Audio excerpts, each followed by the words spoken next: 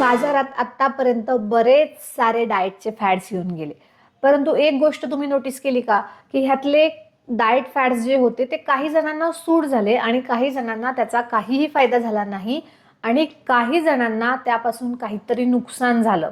तर हे असं का घडलं?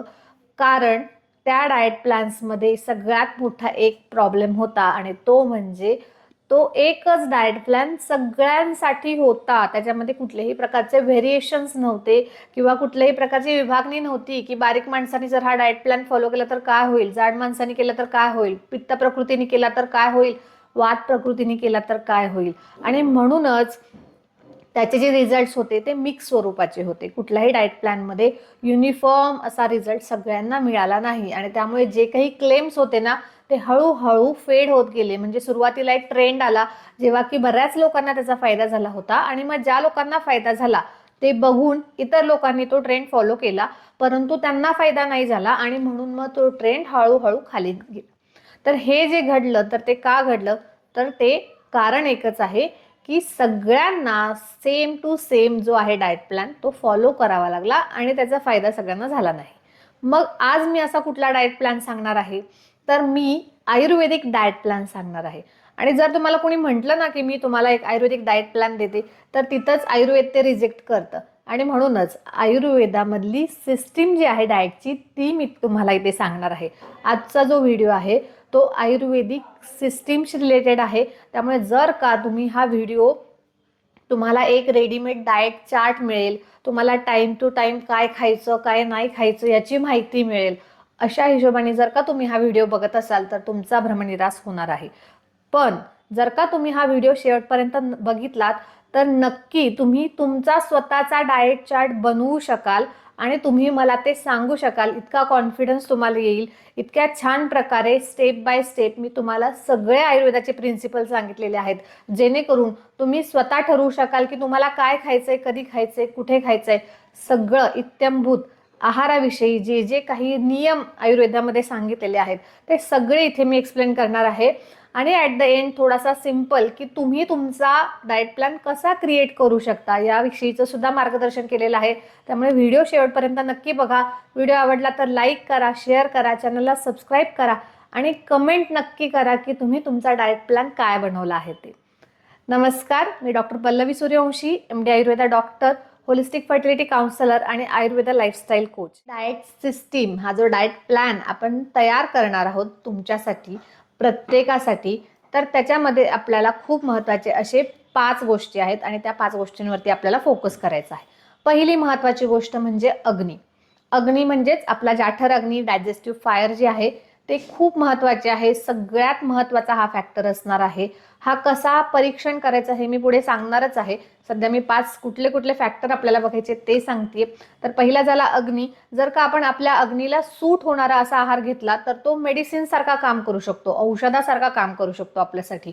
आणि ते जर का आपण आपल्या अग्नीला सूट न होणारा असा जर का आहार घेतला आणि भलेही तो हेल्दी असू दे, काहीतरी ड्रायफ्रुट्स वगैरे असं अगदी पौष्टिक आहार घेतलेला असू दे, पण जर का तो अग्नीशी सुटेबल नसेल तर तो विषाप्रमाणे काम करणार आहे आणि कुठला तरी आजार निर्माण आपल्याला शरीरात त्याच्यामुळे होऊ शकतो. त्यामुळे अग्नी हा खूप महत्त्वाचा फॅक्टर आहे. दुसरा महत्त्वाचा जो फॅक्टर आहे ज्याच्याकडे आपल्याला लक्ष द्यायचं आहे तो आहे काळ. तर जेवणाची काळ कुठली असणार आहे, कुठल्या वेळेला आपल्याला काय खायचं आहे हेही खूप महत्त्वाचं आहे. योग्य वेळी खाल्लं तर योग्य पचन होणार आहे आणि त्यापासून आपल्या शरीराचं पोषण होणार आहे. पण तेच जर का तुम्ही अयोग्य वेळी मग तो भलेही चांगला आहार खाल्लात तरी त्याचा काहीही उपयोग होणार नाही. हेही आपण पुढे बघणारच आहोत डिटेलमध्ये. तिसरा महत्त्वाचा फॅक्टर जो आहे तो आहे ऋतू म्हणजे सीझन. सीझनल फूड्स आपल्याला खायचे आहेत. चौथा महत्त्वाचा जो फॅक्टर असणार आहे तो म्हणजे देश, म्हणजे जिथे आपण राहतो, जे आपला प्रदेश आहे तो जो आहे त्या एरियामध्ये जे पिकतं, जे तयार होतं ते आपल्याला खायचं आहे. कुठलेही इम्पोर्टेड फॅन्सी डाएट्स आपल्याला करायचे नाही आहेत आणि ते का नाही करायचे हेही मी पुढे या व्हिडिओमध्ये तुम्हाला सांगणार आहे. आणि सगळ्यात महत्त्वाचा 5वा फॅक्टर म्हणजे प्रकृती.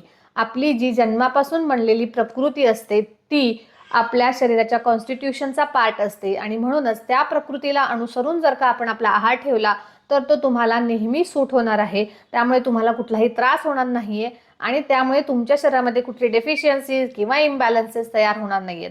त्यामुळे प्रकृती हा फॅक्टर सुद्धा आपल्या डाएटचा चार्ट बनवण्यामध्ये खूप महत्त्वाचा रोल प्ले करणार आहे.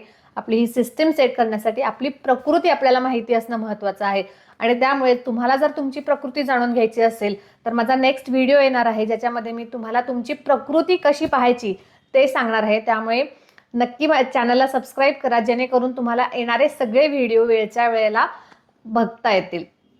चला तर आता आपण हे जे 5 महत्त्वाचे मुद्दे बघितले, हे one by one step wise मी तुम्हाला आणखी डिटेलमध्ये एक्सप्लेन करते. पहिला महत्त्वाचा फॅक्टर होता अग्नी. तर सगळ्यात आधी अग्नीची परीक्षा करणं खूप महत्त्वाचं आहे. जर का आपण सेम डाएट 2 लोकांना दिलं तरी सुद्धा त्या दोघांवरती त्या ज्या डाएटचा इम्पॅक्ट होणार आहे तो वेगवेगळा दिसणार आहे. आणि ह्याला सगळ्यात महत्त्वाचं प्रमुख कारण असणार आहे तो म्हणजेच अग्नी. तर हा अग्नी परीक्षण कसा करायचा, की आपला अग्नी चांगला आहे की आपला अग्नी मंद झालेला आहे.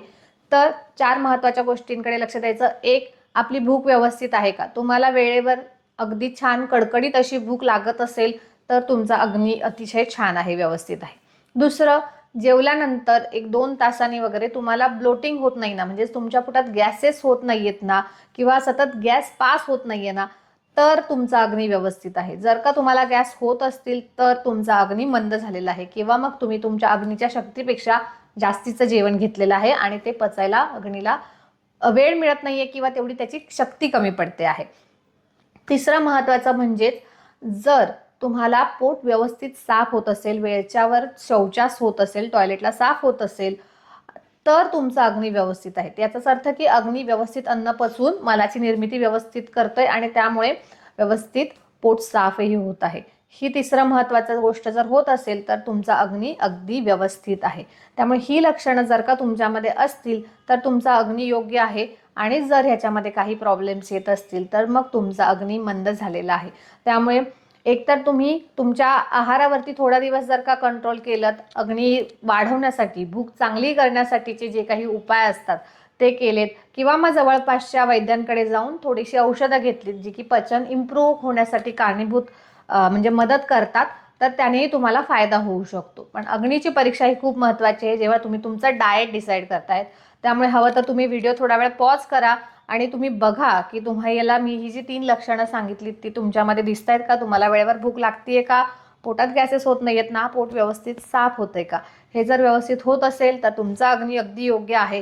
परंतु ह्या गोष्टी जर का होत नसतील तर तुमच्या अग्नीमध्ये काहीतरी गडबड आहे आणि पहिल्यांदा आपल्याला तो प्रॉब्लेम सॉल्व्ह करावा लागेल.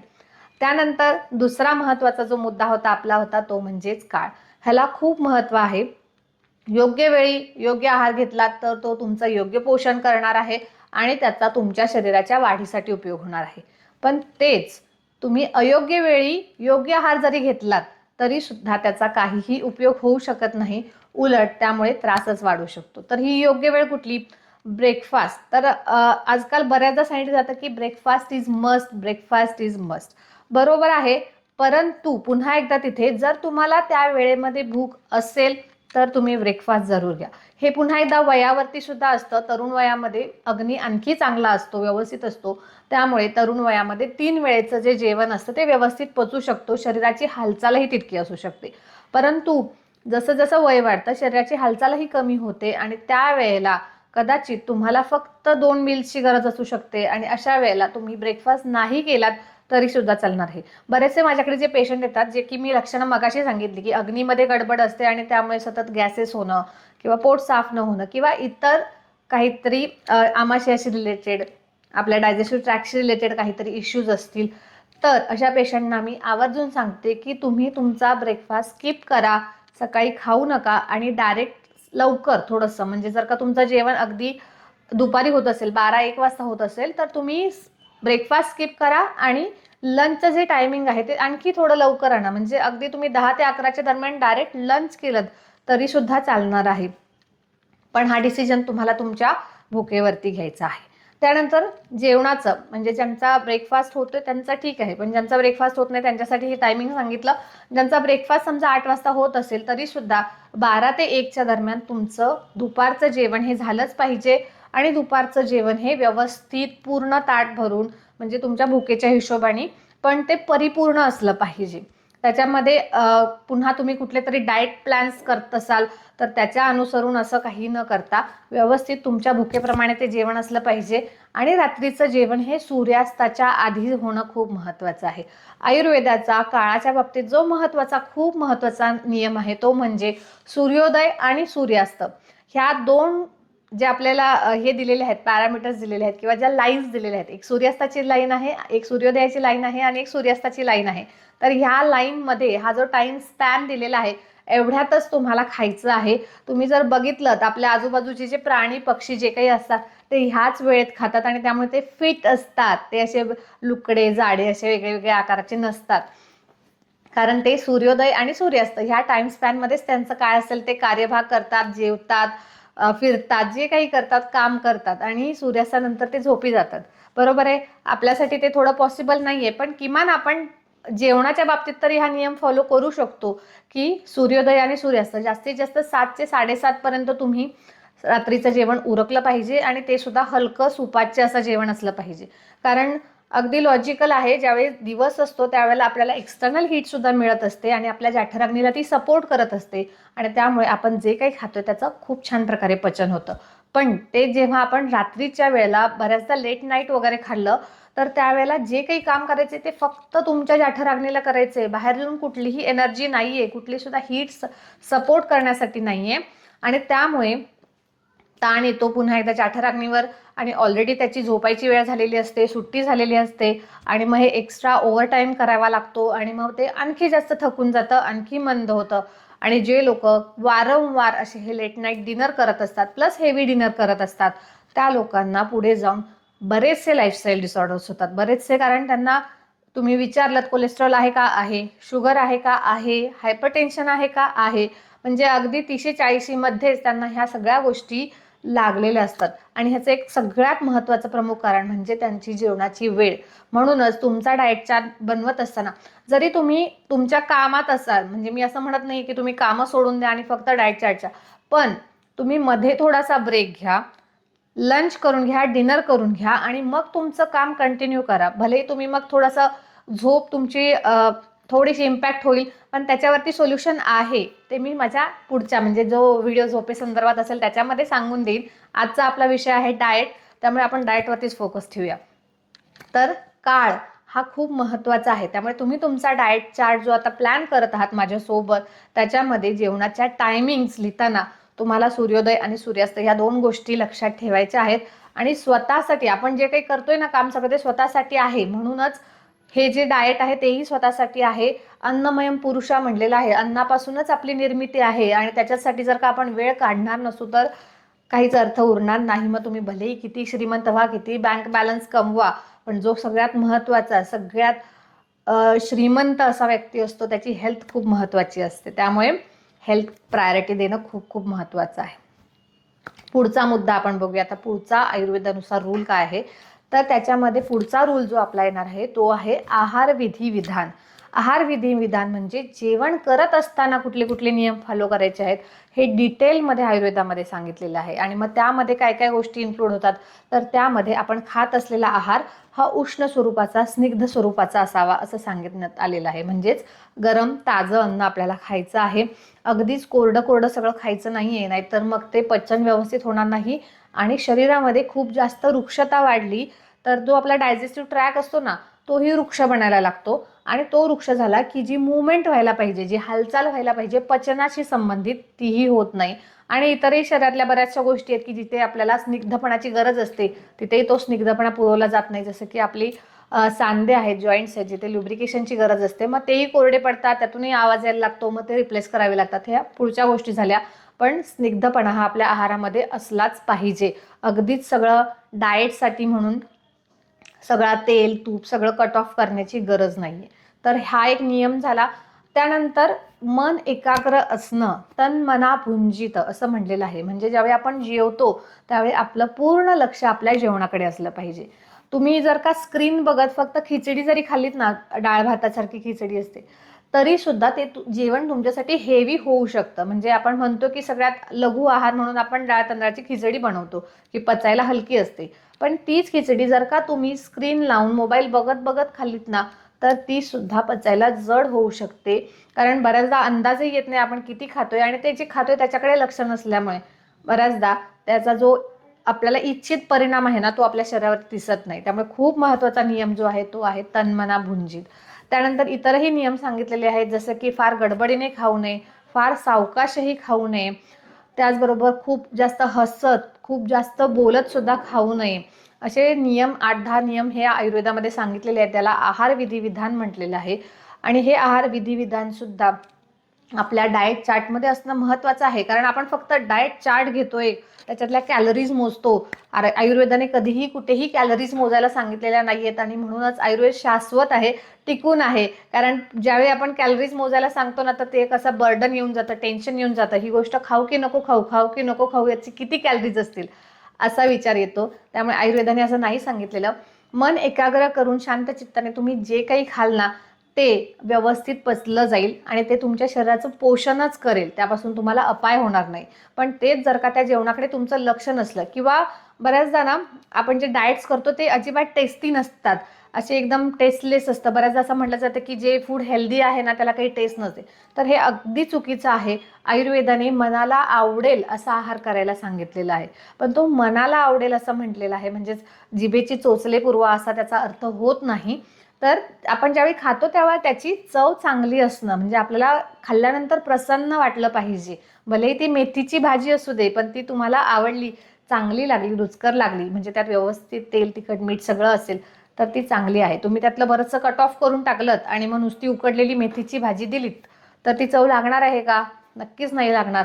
आणि म्हणूनच मग ती तशी मेथीची भाजी जीव मारून, मन मारून खाल्ल्यानंतर तिचे न्यूट्रिशन्स आपल्याला नाही मिळू शकत. त्यामुळे हे सगळे जे नियम आहेत हे फॉलो करून आपल्याला आपला डाएट प्लॅन करणं महत्त्वाचं आहे. डाएट प्लॅन म्हणजे तेच की ह्या गोष्टींच्याकडे आपल्याला लक्ष देणं गरजेचं आहे ज्यावेळी आपण जेवत असतो त्यावेळेला. आणि सगळ्यात महत्त्वाचं आजच्या युगाची गरज ती म्हणजेच तन्मना भुंजीत, मन एकाग्र करून जेवणं हे खूप महत्त्वाचं आहे. पुढचा महत्त्वाचा मुद्दा जो येतो तो येतो किती खायचं, किती प्रमाणात खायचं. तर आयुर्वेदाने ह्याला खूप छान साधं सोपं कॅल्क्युलेशन सांगितलेलं आहे की आपल्या पोटाचे, म्हणजे आपला जो काही कोष्ठ आहे त्याचे 4 भाग करायचे आहेत. सरळ लाईन, आडवी लाईन मारायची आहे, 4 भाग करायचे आहेत. आणि त्यातले 2 भाग जे आहेत ते सॉलिड अन्नपदार्थ म्हणजे घन पदार्थ, जसं की पोळी आहे, भात आहे, भाकरी आहे, ह्या गोष्टींनी, भाजी आहे, ह्या घन पदार्थांनी भरायचे आहेत. एक भाग हा लिक्विडसाठी राहणार आहे, मग त्यात तुमचं पाणी येणार आहे, वरण, आमटी, तुमची बासुंदी, जे काही लिक्विड स्वरूपातलं तुम्ही खाणार आहात ते सगळं त्या भागामध्ये येणार आहे. आणि एक भाग हा हवेसाठी रिकामा ठेवायचा आहे. ही एक खूप मोठी चूक बऱ्याचदा होताना दिसते. ज्यावेळेला आपण जेवण घेतो, बऱ्याच लोकांना अगदी तडस लागेपर्यंत जेवायची सवय असते. आणि जर का आपण हा कोष्ठ पूर्ण भरला, म्हणजे 4ही कंपार्टमेंट फुल करून टाकले, तर पुन्हा एकदा पचनासाठी प्रॉब्लेम येणार आहे. कारण समजा एक मिक्सरचं भांडं घेतलं आपण आणि त्यात आपण अगदी टॉपपर्यंत सगळं काही भरलं जे आपल्याला मिक्स करायचंय, बारीक करायचंय, आणि मग झाकण लावलं आणि मिक्सर चालू केला, तर ते फिरू शकणार आहे का? तर नाही फिरत. थोड्या वेळाने ते जास्ती प्रेशर झाले की झाकण उडून सगळंच्या सगळं बाहेर पडणार आहे. आणि बऱ्याचदा आपल्या पोटाच्या बाबतीत ही गोष्ट होताना दिसते. बऱ्याचदा कुठेतरी लग्नाला गेले, कार्यक्रमाला गेले, जेवण खूप आवडीचं एकदम चवदार जेवण असेल, तर बरंच तडस लागेपर्यंत आग्रहामुळे पण खाल्लं जातं. आणि मग दुसऱ्या दिवशी एकतर उलट्या होतात किंवा जुलाब होतात, आणि जे काही भरलं होतं सगळं आपण त्या मिक्सरच्या भांड्यात, ते सगळं बाहेर आलेलं असतं. त्यामुळे असं होऊ नये. आणि जे काही खातोय त्याचं पचन व्यवस्थित व्हावं. आपले बरेचसे पूर्वीचे लोक होते ते सांगायचे की जेवताना 2 घास कमी खा, तर ते खूप महत्त्वाचं आहे. कारण ही जी घुसळण्याची प्रक्रिया होते, ज्यावेळी पचन होत असतं अन्न, जी पोटामध्ये घुसळण्याची प्रक्रिया होते, त्यावेळेला तिथे स्पेस असणं खूप गरजेचं आहे. तरच ते अन्न व्यवस्थित मिक्स होऊ शकतं, व्यवस्थित पचलं जाऊन त्याच्यातून आहार रसाची निर्मिती होत असते. पण तेच जर का आपण अगदी फुल केलं तर मग त्याचा काही उपयोग होत नाही आणि पुन्हा मग अजीर्णाची लक्षणं निर्माण व्हायला लागतात. त्यामुळे मात्रावत आहार घ्यायचा असतो. जेवढी आपली पचनशक्ती आहे, जेवढी आपल्या पोटाची कपॅसिटी आहे, तेवढाच आहार आपण घेतला पाहिजे. तुम्ही शेजारचा आपल्या 2 चपात्या खातोय म्हणून मीही खातो, तर असं नाहीये. तुमची प्रकृती, तुमचं वयोमान हे सगळं तुमच्या आहाराची मात्रा ठरवणार आहे. आणि त्यामुळे त्याच पद्धतीने तुम्हाला तुमचा आहार डिसाईड करायचा आहे. आणि मगाशी मी जो रूल सांगितला की मात्रा ठरवताना दुपारच्या जेवणामध्ये तुम्ही प्रॉपर व्यवस्थित मात्रेमध्ये जेवण घेऊ शकता, पण रात्रीचं जेवण हे थोडंसं कमी घ्यायचं आहे. आणि पुन्हा ते हलकं पचायला असलेलं कधीही चांगलं असणार आहे. तर ही गोष्ट झाली मात्रेच्या बाबतीत, की किती क्वांटिटीमध्ये आपल्याला आहार घ्यायचा आहे. पुन्हा एकदा आपल्याला कुठेही कॅलरीज काउंट करायला सांगितलेल्या नाही आहेत, फक्त तुम्हाला सॉलिड लिक्विड तुम्ही किती घेताय. अजूनही ह्याच्यामध्ये बऱ्याचशा गोष्टी असतात, जसं की सर्वग्रह परिग्रह अशा आयुर्वेदामध्ये सांगितलेले आहेत, की तुम्ही कुठला पदार्थ किती मात्रेत खाता हेही महत्त्वाचं आहे. पण तो थोडासा वेगळा विषय आहे. आत्ता जे आपण डाएट प्लॅन करतोय त्याच्याशी त्याचा संबंध नाही आहे. नेक्स्ट पुढच्या व्हिडिओमध्ये मी त्याच्याबद्दल सांगेन डिटेलमध्ये. त्यानंतर पुढचा जो महत्त्वाचा येतो तो म्हणजे सीझनल फूड आणि रिजनल फूड, म्हणजेच ऋतू आणि देश. ह्या ज्या दोन एंटिटी आहेत, तर ऋतू म्हणजे सीझनल, की आपण ज्या सीझनमध्ये आता आहोत त्याच्यानुसार आपला आहार असला पाहिजे. म्हणजेच पावसाळा जर का चालू असेल तर आपण थोडंसं गरम आणि पचायला हलका आहार घेतला पाहिजे, कारण पावसाळ्यात ऑलरेडी अग्नी मंद झालेला असतो. बाहेरची जी दमट हवा असते त्याच्यामुळे सुद्धा पुन्हा भूक कमी झालेली असते आणि त्यामुळे पावसाळ्यामध्ये थोडासा उष्ण, स्निग्ध आणि पचायला हलका असा आहार घेतला पाहिजे. थंडीच्या दिवसांमध्ये अग्नी जास्त चांगल्या प्रकारे वाढलेला असतो, कारण बाहेर थंडी असल्यामुळे हा जो जाठर अग्नी आहे तो आतल्या आत कोंडला जातो आणि त्यामुळे तो आणखी तीव्र होतो. तर अशा वेळेला त्याला पचायला जड असे पौष्टिक पदार्थ देणं. आपण बघतो दिवाळीच्या सीझनमध्ये थंडी असते, त्यावेळेला आपण बरेचसे तळलेले पदार्थ खातो. तर ह्या थंडीमध्ये आपल्याला हे तेलकट, तुपकट, स्निग्ध पदार्थ, पचायला जड असे पदार्थ, पौष्टिक पदार्थ खाण्यासाठी अगदी योग्य वेळ जे असते, ज्या लोकांना वजन वाढवायचे त्यांच्यासाठी सुद्धा हा अगदी योग्य काळ असतो. त्यामुळे थंडीच्या सीझनमध्ये तसा आहार केला पाहिजे. आणि ऑब्व्हियसली उन्हाळा ज्या वेळेला असतो तर त्यावेळेला प्रकृतीने थंडगार पेय किंवा आईस्क्रीम्स नाही, तर ज्याच्यामुळे शरीरामध्ये थंडावा येणार आहे, जसं की धने जिऱ्याचं पाणी आहे किंवा सब्जा आहे, किंवा त्यावेळेला सीझनमध्ये जी फळं येतात जसं की कलिंगड आहे, द्राक्ष आहे, तर शरीराला थंडावा देणारे पदार्थ खाल्ले पाहिजे. त्याचा अर्थ होतो सीझनल खाणं. तुम्ही उन्हाळ्यात वडापाव खाल्लात तर त्याचा त्रास होणारच आहे. त्यामुळे ऋतू बघून आपण काय खातोय हे ठरवणं तितकंच महत्त्वाचं आहे. आणि ऋतूनुसार येणारी फळं आणि भाज्या ही त्या ऋतूचे आपल्यावरचे ॲडव्हर्स इफेक्ट कमी करण्यासाठी आलेले असतात त्या ऋतूंमध्ये. जसं की उन्हाळ्यात मी सांगितलं तसं द्राक्षे येतात किंवा आंबे येतात, तर ही गोड रसाची जी पदार्थ आहे ती आपल्याला ऋतूमुळे आपल्या शरीराला कुठलाही त्रास होऊ नये यासाठी त्या ऋतूमध्ये ती निसर्गानेच योजना केलेली असते. त्यामुळे ऋतूनुसार आहार घेणं हे तितकंच महत्त्वाचं आहे.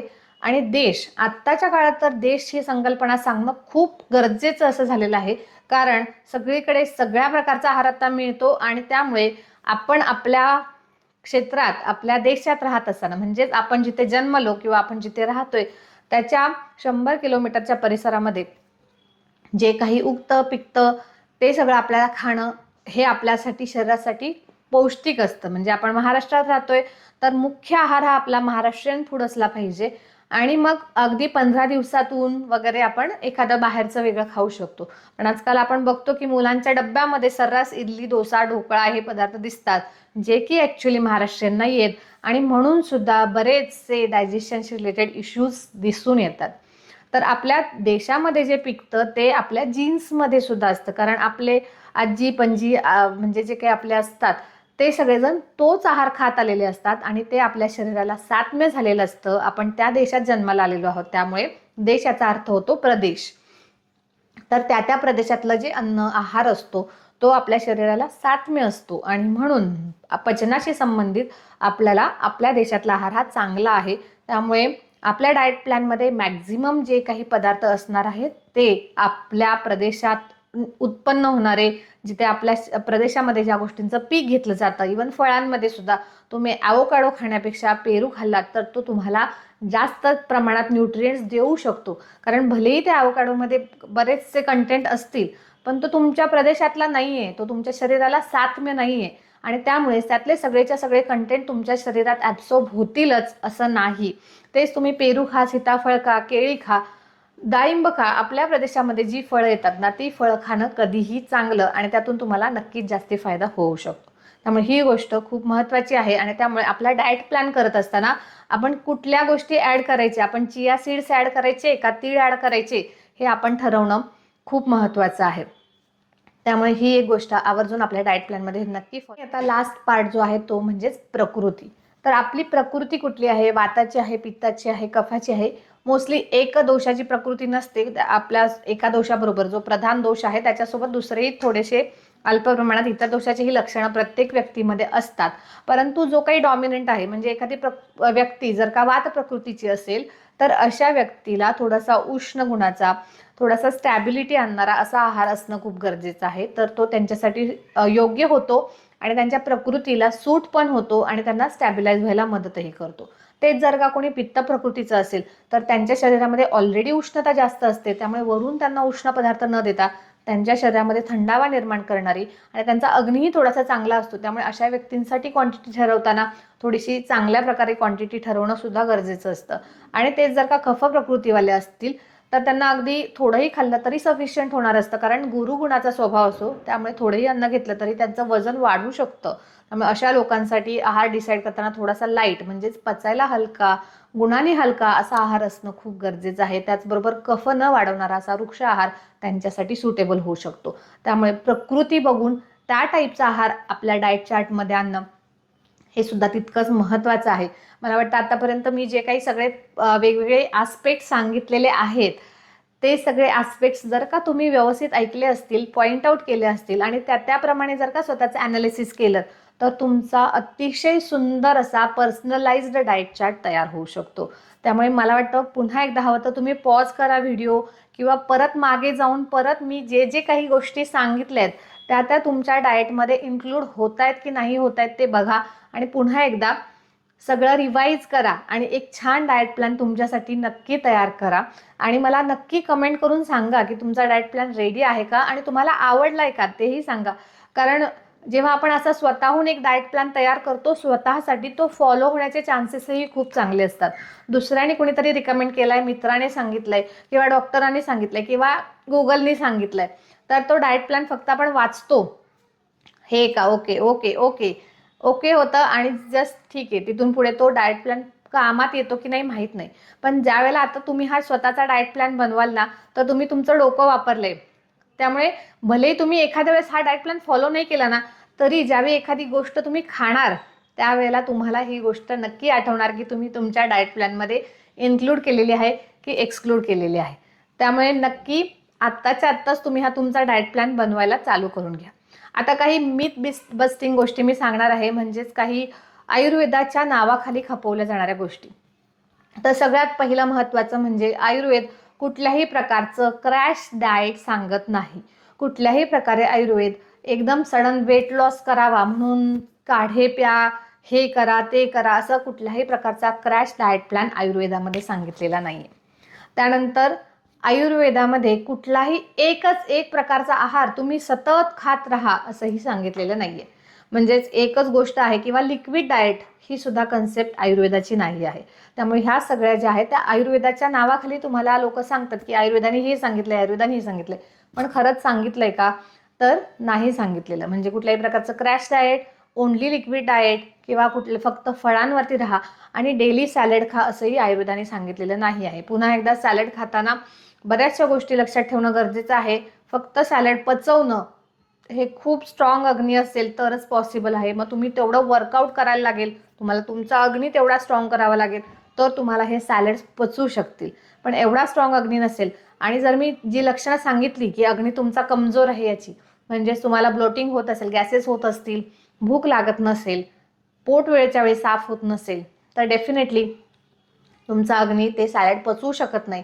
त्यामुळे उगीच तुम्हाला कुणीतरी ते डाएट सजेस्ट केलंय आणि म्हणून तुम्ही ते सॅलड्स खात असाल तर डेफिनेटली तुम्ही ते बंद करा आणि मी जे सांगितलंय ते रूल्स ॲड करून करून तुमचा डाएट प्लॅन तुम्ही स्वतः डिझाईन. ज्या लोकांना क्रोनिक ॲसिडिटीचा त्रास असेल किंवा IBS सारखी काही लक्षणं असतील किंवा PCOS असेल, डायबिटीज असेल किंवा जर का प्रेग्नन्सी असेल किंवा मग एखादा ऑटो इम्युन डिसऑर्डर असेल, अशा लोकांनी मात्र पर्सनलाइज्ड वैद्यांच्या सल्ल्याने त्यांच्यासाठीचा डाएट प्लॅन तयार करून घेणं हे केव्हाही चांगलं आहे. कारण मी जे ह्या गोष्टी सांगितल्या ह्या नॉर्मल हेल्दी व्यक्तींसाठीच्या आहेत किंवा त्यांना अगदी छोट्या मोठ्या डायजेशनची काही इश्यू असेल अशा व्यक्तींना हे सगळे डाएट प्लॅन्स फॉलो केले तर डेफिनेटली कुठलंही नुकसान होणार नाही. किंवा मी जे आता व्याधी सांगितले त्यांनीही त्यांचा डाएट प्लॅन अकॉर्डिंग टू दिस बनवला तरी काही नुकसान होणार नाहीये. पण जर का त्यांना त्यांच्या डाएटमधूनच आणखी जास्त फायदा हवा असेल किंवा त्यांना त्यांचे मेडिसिन्स कमी करायचे असतील तर डेफिनेटली तुम्ही जवळपासच्या वैद्यांच्या सल्ल्याने थोडेसे हे जे डाएट आहेत ते चेंजेस करून नक्की घेऊ शकता. त्याने तुम्हाला आणखी चांगल्या प्रकारे फायदा होऊ शकतो. आयुर्वेदामध्ये तुम्हाला कुठलंही फूड रेस्ट्रिक्ट करा असं कायमस्वरूपी सांगितलेलं नाहीये. तर तुम्ही जे काही खाताय ते विचारपूर्वक खा फूड बरोबर तुमचं रिलेशन आहे ना ते चांगलं करा असं सांगितलेलं आहे ना, की प्रत्येक वेळेला एक गोष्ट वर्ज्य सांगितली. म्हणजे बऱ्याचदा लोकांचं असं म्हणणं असतं की आयुर्वेदामध्ये दही खायलाच नाही सांगितलेलं, तर तसं नाही आहे. दही सुद्धा नियमाने छान प्रकारे खाता येतं. फक्त तुम्ही ते कधी खाताय, कसं खाताय याच्यावरती ते अवलंबून असणार आहे. आणि त्यामुळेच कुठलंही एकच एक डाएट फॉलो न करता तुमच्या प्रकृतीनुसार, सीझननुसार, तुमच्या अग्नीवरती डिपेंडंट असा जर का तुम्ही आहार नियमितपणे घेत राहिलात आणि सगळ्यात महत्त्वाचं सूर्योदय आणि सूर्यास्त या 2 टाइम लिमिट्स लक्षात ठेवून त्याच्यावर अवलंबून जर का तुमचा डाएट प्लॅन ठेवलात ना, तर नक्कीच तुम्हाला बऱ्याच साऱ्या आजारांपासून मुक्ती मिळेल किंवा बरेच सारे तुमचे आजार रिव्हर्स सुद्धा होऊ शकतील आणि तुम्ही जे काही खात आहात त्यातून व्यवस्थित तुमचं पोषण होणार आहे आणि त्यामुळे कुठलाही आजार न होता तुम्ही फिट राहू शकता. व्हिडिओ आवडला असेल तर पुन्हा एकदा लाईक करा, शेअर करा, चॅनलला सबस्क्राईब करा. कमेंट करून मला सांगा की तुमचा डाएट प्लॅन रेडी आहे का आणि आवडला असेल तर मला आवडलं असं सुद्धा आवर्जून सांगा. धन्यवाद.